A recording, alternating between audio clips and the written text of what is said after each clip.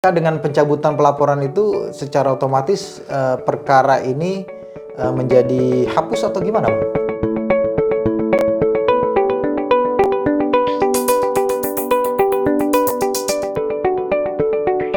Assalamualaikum warahmatullahi wabarakatuh. Kembali lagi kita di YouTube channelnya Halo Pengacara. Dan pada episode kali ini seperti episode-episode sebelumnya, kita akan membahas dan menjawab pertanyaan-pertanyaan dari teman-teman sahabat Halo Pengacara yang disampaikan melalui aplikasi Halo Pengacara. Dan pada kesempatan kali ini kita kembali kedatangan narasumber kita dan juga pendiri dari Halo Pengacara, Bang Nasrullah Nasution. Apa kabarnya lagi, Bang, hari ini, Bang? Alhamdulillah, Alhamdulillah. baik. Sehat ya, Bang, ya? Sehat, alhamdulillah. Ya, pada episode kali ini kita akan kembali membahas kasus-kasus, tapi kita kaitkan dengan pertanyaan-pertanyaan. Abang udah menyimak perkembangan ya, Bang, ya, kasusnya Rizky Bilar ya, Bang, ya, dengan Lesti ya? Iya, sudah ya. Sudah. Kita sih mendoakan ya, semoga Lesti dan Rizky Bilar dapat menyelesaikan masalahnya dengan baik dan Amin. tidak berkepanjangan sehingga Amin. tidak menimbulkan perpecahan gitu ya, khususnya bagi mereka berdua dan juga pendukung-pendukungnya begitu ya. Ya, kita tidak mempunyai tendensi untuk memihak kepada siapapun karena dalam hal ini kita hanya akan memberikan pandangan hukum dari kacamatanya Halo Pengacara terkait dengan pertanyaan-pertanyaan yang masuk melalui aplikasi Halo Pengacara dikaitkan dengan kasus-kasus yang terjadi di masyarakat. Begitu ya, Bang, kira-kira, Bang? Iya, betul. Ya, kalau bicara kasusnya Rizky Bilar ya, yang dilaporkan oleh Lesti di Polres ya, Polres Jakarta Selatan, itu perkara KDRT kalau tidak salah ya, kekerasan dalam rumah tangga begitu ya. Yang Abang ketahui dari media massa itu pasal apa ya sebenarnya sih yang dilaporkan oleh Lesti terhadap Rizky Bilar? Ya, sebelumnya terima kasih nih Bang Heri ya. Kita lagi-lagi membahas, mengulas pertanyaan dari pemirsa yang memanfaatkan aplikasi Halo Pengacara. Memang cukup menarik walaupun ini pertanyaannya bukan dari Lesti Bilar, Lesti dan Rizky Bilar. Ya, ini cukup menarik ya. Walaupun pertanyaan ini bukan dari Lesti maupun dari suaminya, tapi ini dari pemirsa. Jadi pemirsa bertanya terhadap sesuatu yang sedang viral lah gitu ya. Dan kita coba merespon itu. Memang kalau bicara tentang KDRT, padahal kalau dalam undang-undangnya itu bukan KDRT, tapi ada P-nya, PKDRT. Penghapusan kekerasan dalam rumah tangga. Jadi publik kenalnya cuma KDRT.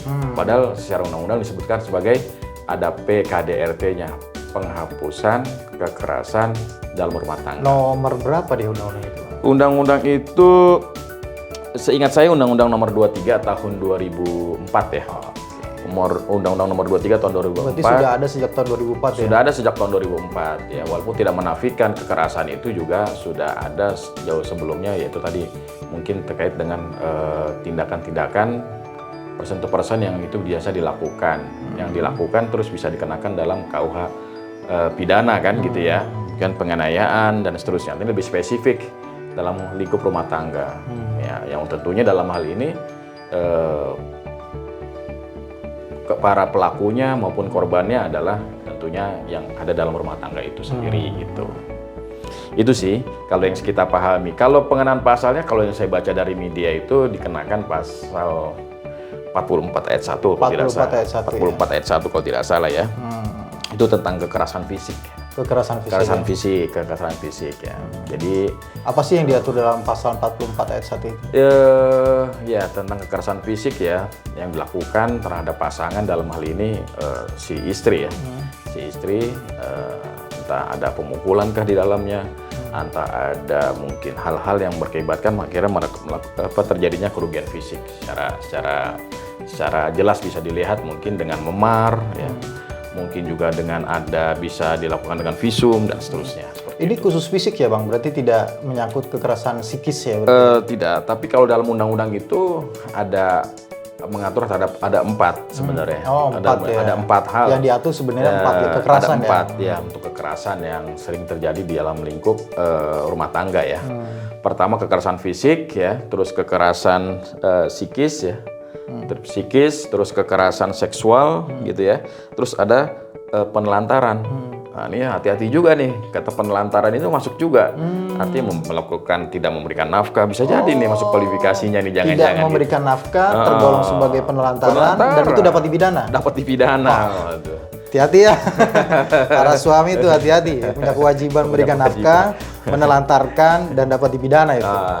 Gitu kira-kira. Nah, pertanyaannya Bang, itu di pasal tadi 44 ya, ayat 1 itu berlaku kepada suami saja kah terhadap istri atau bisa berlaku juga sebaliknya gitu? Ya, kalau terhadap pasal itu bisa kedua belah pihak. Oh, dia mengatur secara umum gitu secara ya? umum, secara umum. Tidak mengatur hanya untuk suami saja gitu. Tidak ya. Ya, karena ini juga ditanyakan nih. Walaupun undang-undang PKDRT ini lebih menekankan korbannya perlindungan terhadap perempuan, istri, seorang istri lah ya, istri. Karena memang jarang sekali terjadi peristiwa kekerasan tuh justru yang dilakukan oleh istri terhadap suami, justru kebaliknya gitu ya. Ya, walaupun tidak menutup kemungkinan itu ada. Itulah kenapa kemudian perempuan di Indonesia itu dimuliakan. Betul. Karena dilindungi melalui undang-undang gitu Bang. Ya, kira-kira seperti itu. Ya, ini kan tadi dia dilaporkan dengan pasal 44 kekerasan fisik gitu ya Bang. Itu ketika seseorang ingin melaporkan, atau istri lah katakanlah, ingin melaporkan si suami yang melakukan kekerasan itu, dalam mekanisme hukum pidana ini, bagaimana dia menyampaikan permohonan itu? Apakah ini otomatis polisi akan tahu bahwa telah terjadi kekerasan atau memang harus diadukan oleh pihak yang merasa dirugikan begitu? Ya, memang kalau dalam PKDRT ini kan tentunya yang namanya pelaku dan korbannya itu masih dalam keluarga ya, masih hubungan keluarga. Jadi sangat menutup kemungkinan tidak menutup kemungkinan ya. Orang-orang di luar itu juga tahu gitu ya, orang-orang di luar itu tahu. Tapi biasanya kan publik itu itu urusan dia deh gitu kan. Sekarang acuh tak acuh lah biasa begitu. Maka perlu ada respon lebih nih dari tanda petik korban lah dalam hal ini ya, tanda petik korban dalam hal ini, karena itu harus dibuktikan kan prosesnya kan. Ya, dia harus membuat laporan ya. Laporan ini didukung dengan bukti-bukti dan saksi, kira-kira seperti itu. Ya, ketika seseorang katakan Lesti lah ya, dia melakukan pelaporan, itu apakah otomatis laporan itu langsung diproses atau ada tahapan-tahapan sebenarnya Bang dalam pemeriksaan perkara pidana itu Bang? Ya, memang ada tahapannya ya. Kalau dalam pelaporan, apalagi dalam rumah tangga ya, itu pastinya butuh bukti dan saksi ya. Ya, kalau saya baca dari pemberitaan media kan, pelapor sempat dirawat di rumah sakit gitu ya, terus sempat mendapatkan pengobatan lah pada intinya gitu. Dan ada beberapa foto-foto yang muncul ke publik itu, ya ada luka memar dan seterusnya lah. Ya, tapi itu juga perlu dibuktikan tentunya. Saya juga tidak tahu apa yang disampaikan itu juga dalam pelaporan atau tidak. Itu yang pertama, saksi ya. Saksi itu kan ada juga yang ada di rumah ya, ketika kejadian. Ya, saya rasa juga mungkin sudah dipanggil ya. Sudah dipanggil gitu. Bahkan ada, kalau tidak salah di media sosial juga ada CCTV yang menyorot beberapa kejadian, entah itu kejadian yang dilaporkan atau kejadian sebelumnya, kita juga belum tahu ya. Tapi kalau kita lihat dari runut proses tahapannya ya, dari pelaporan, terus pemanggilan saksi, terus sampai pada tahapan gelar dan penetapan terlapornya sebagai tersangka, berarti kan tahapannya sudah dilalui. Ya, pastinya sudah dilalui.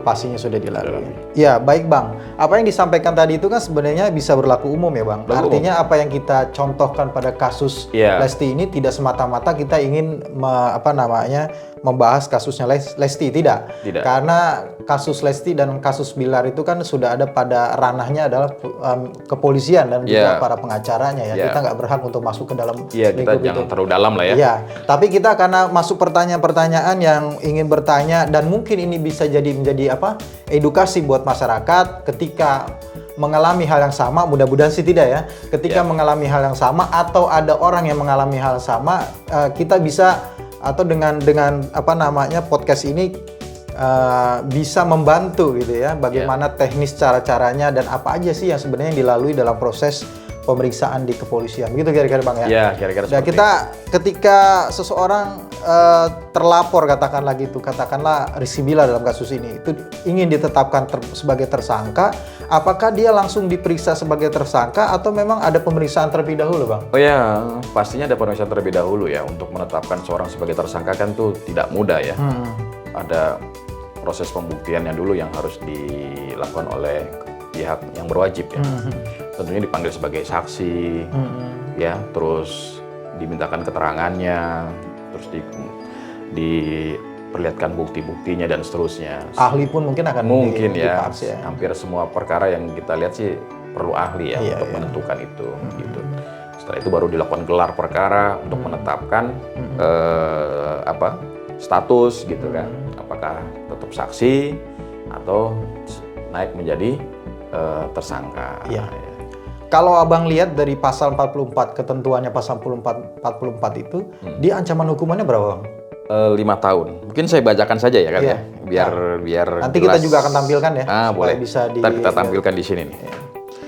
Setiap orang yang melakukan perbuatan kekerasan fisik dalam lingkup rumah tangga sebagaimana dimaksud dalam pasal 5 huruf A dipidana dengan pidana penjara paling lama 5 tahun atau denda paling banyak 15 juta rupiah. Atau ya Bang ya? Atau ya.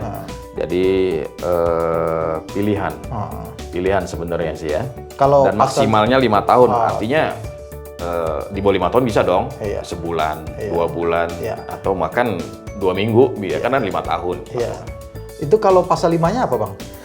Pasal 5-nya itu tentang kekerasan fisiknya. Oh, kekerasan fisiknya. Jadi pasal 44 itu mengatur tentang ancaman pidananya yang merujuk pada pasal 5 tentang kekerasan fisiknya. Baik. Pasal dengan pasal ancaman 5 tahun itu apakah dia otomatis ketika dia ditetapkan sebagai tersangka itu si terlapor itu ya, katakanlah secara umum ya, tidak hanya bicara tentang Rizky Bilar gitu ya, itu bisa ditahan? Karena ancamannya 5 tahun, itu bisa ditahan. Ya, berdasarkan ketentuannya. KUHAP kalau tidak salah ya. KUHAP, dalam KUHAP kan itu diberikan kewenangan ya. Untuk memberikan penahanan ya. Walaupun kewenangan itu ada di penyidik dalam hal ini kan, untuk menahan atau tidaknya. Gitu. Ya, apa sih alasan penyidik dalam ketentuan undang-undang itu dia bisa menahan atau tidak menahan? Biasanya sih untuk tidak mengulangi ya, untuk tidak mengulangi perbuatannya, terus menghilangkan barang bukti kan gitu ya. Itu hal yang kita sering dengarkan. Gitu. Ya. Dan ketika ada nggak sih kemungkinan juga bahwa dalam kasus seperti KDRT ini tidak ditahan gitu Bang? Ada juga. Ya? Ada beberapa perkara juga yang kita tangani ya. Itu kan juga ada yang tidak ditahan karena mungkin ya tadi dari jenis kekerasan mungkin berbeda kadarnya begitu ya. Bahkan ya didorong lah untuk supaya sebenarnya terjadi perdamaian seperti yang terjadi dalam kasus ini didorong supaya terjadi perdamaian. Bagaimanapun juga damai itu indah, gitu kan. Ya tetaplah kita nanti tidak bisa memberikan menggeneralisasi semua kasus itu. Ya betul. Karena pasti pihak kepolisian juga akan melihat case by case ya, kasus per kasus, mana yang kiranya bisa ditahan, mana yang tidak, itu semua tentunya sudah dalam pertimbangan pihak kepolisian ya. Betul. Sudah pertimbangannya sangat matang begitu. Ya, baik Bang. Kan ada berita juga nih Bang di media sosial kita baca katanya sudah ada perdamaian gitu ya. Memang kalau dalam perkara pidana itu yang kita tahu kan perdamaian ada dalam perkara perdata gitu ya. Atau mungkin ya kita kenal juga dalam pidana anak lah misalnya. Itu ada namanya diversi gitu ya, untuk mendamaikan. Apakah dalam perkara KDRT ini itu lazim ya kita dengar ada perdamaian gitu Bang? Karena ini lingkupnya dalam rumah tangga ya, di mana baik pelapor maupun terlapor itu ada hubungan perkawinan ya, atau pernikahan lah ya. itu sangat dimungkinkan, ya sangat dimungkinkan untuk perdamaian itu. Artinya terutama sih di pelapor ya, ya dia mencabut mungkin ya dengan mendamai, terus dia mencabut laporannya, dia memahaminya bahwasannya bagaimanapun juga yang dilaporkan adalah pasangannya, ya kan gitu. Bagaimanapun juga pasangannya antara mereka kalau sudah punya anak ya, misalkan ada buah hatinya gitu ya. Dalam hal ini tentunya itu jadi bahan-bahan pertimbangan lah. Biasanya yang sering kita dampingi itu seperti itu. Ya, artinya bagi terlapor ya, khususnya dalam perkara KDRT kita melihat berat ringannya perkara ya. Artinya masih ada harapan terbuka dalam perkara ini untuk bisa berdamai begitu ya kira-kira. Ketika terjadi perdamaian, Bang, itu biasanya ya apa sih yang dilakukan oleh dua pihak itu antara pelapor dan terlapor? Apakah ada kompensasi tertentu antara mereka berdua atau kemudian diwajibkan kemudian membuat pencabutan laporan biasanya? Umumnya mereka membuat suatu pemahaman bersama. Ya standar sih ya, standarnya itu biasanya pengakuan, ya biasalah itu. Dia ngaku ya, kamu ngaku dulu deh. Kamu kan saya laporin, kamu awalnya nggak ngaku nih. Biasanya misalkan istri begitu ya, biasanya. Karena ada juga suami yang nggak mau mengaku telah KDRT gitu ya. Betul. Ya kan. Terus biasanya ngaku dulu, ya udah saya ngaku deh. Ya, terus yang kedua dia membuat komitmen tidak akan mengulangi. Nah itu standar 2 itu biasanya. Yang ketiga keempat biasanya itu bumbu-bumbunya, tambahan-tambahannya. Kamu harus begini, kamu harus begini. Nah itu kesepakatan pihak aja sebenarnya. Dan setelah itu ada cabut laporan ya Bang ya?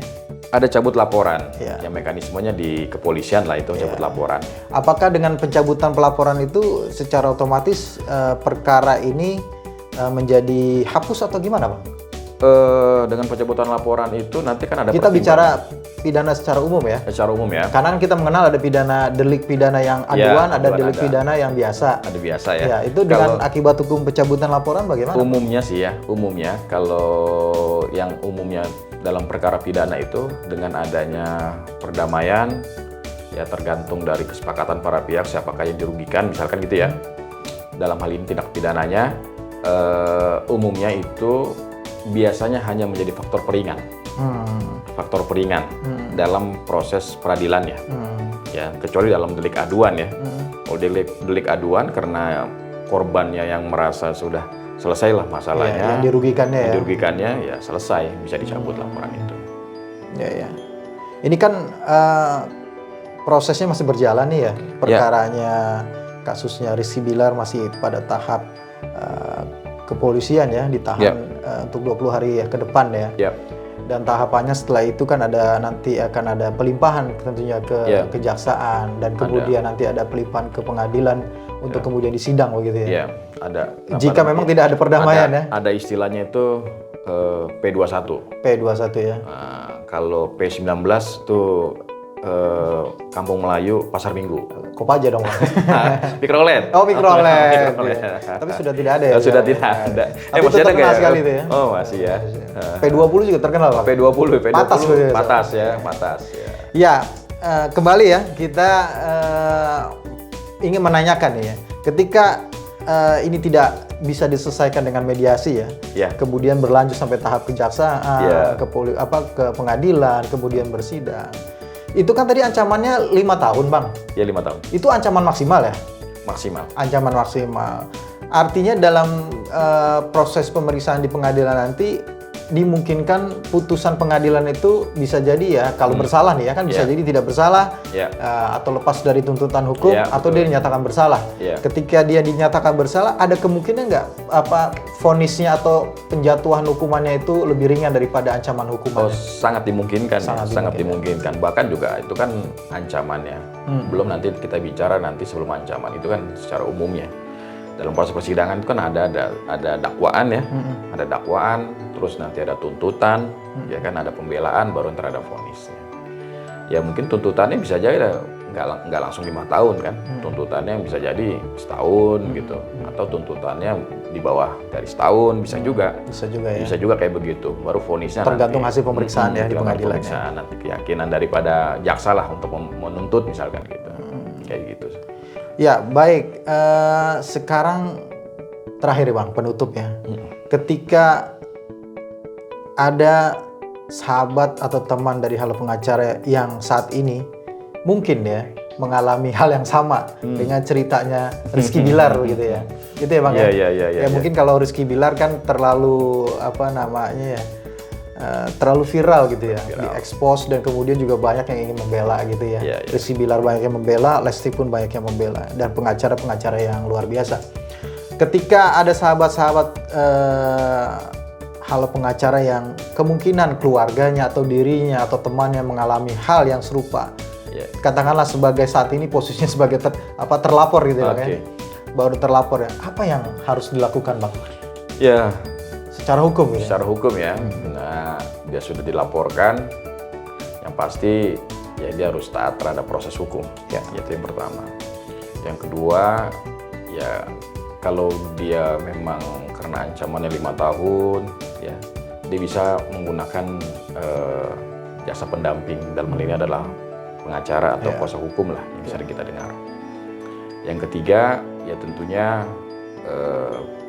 karena dia sebagai terlapor, dia harus gentleman dong, gitu ya. Nah, sebagai gentleman, dia harus bersikap kooperatif dan membangun komunikasi yang lebih intens dengan pasangan. Dalam hal ini, alasan-alasan yang dibuat tidak menghapus tindakan-tindakannya, tentunya dalam hal ini ya. Artinya, saya melakukan ini karena dia begini-begini, kan nggak gitu juga. Ya, artinya sejauh mana kita memahami dan menyadari bahwasannya segala tindak kekerasan itu adalah dilarang.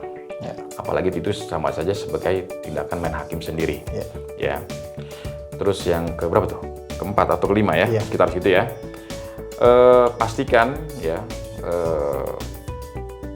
proses yang dilalui itu memang sudah sesuai dengan aturan hukum.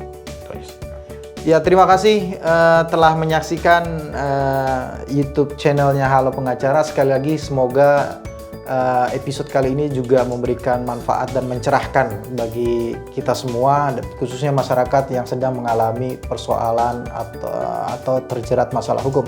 Ya, kami pun mengingatkan kembali bahwa aplikasi Halo Pengacara telah hadir di aplikasi Google, ya Google Play Store. Silahkan mendownload sebanyak-banyaknya dan memberikan link downloadnya kepada sahabat-sahabat yang lain agar bisa memberikan pertanyaan-pertanyaan kepada kita, dan kemudian nanti kita akan jawab pertanyaan-pertanyaan tersebut. Sekali lagi terima kasih. Salam Halo Pengacara. Assalamualaikum warahmatullahi wabarakatuh. Waalaikumsalam warahmatullahi wabarakatuh.